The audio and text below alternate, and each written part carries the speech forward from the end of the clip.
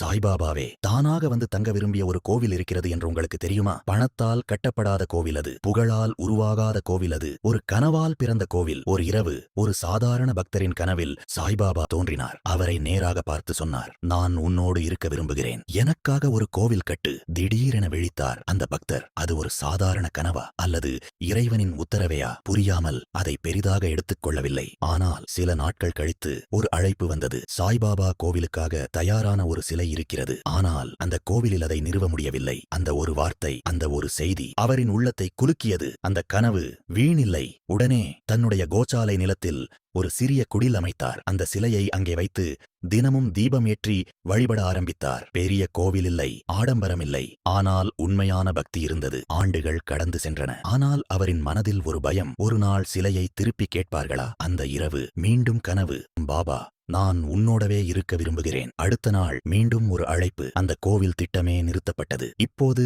அவருக்கு புரிந்தது, இது தன் விருப்பமில்லை, இது பாபாவின் விருப்பம். அதனால் முழு மனதுடன் சாய்பாபாவுக்காக ஒரு கோவில் கட்டினார். இன்று அந்த அருள்மிகு கோவில் செங்கல்பட்டு மாவட்டம் மாமண்டூர் கிராமம் வேதாகாரிடன் தென்பதி கிராமத்தில் அமைந்துள்ளது. பக்தி உண்மையாக இருந்தால் இறைவன் அழைப்புக்காக காத்திருக்க மாட்டார். அவர் தானாகவே தன் இல்லத்தை தேர்ந்தெடுப்பார்.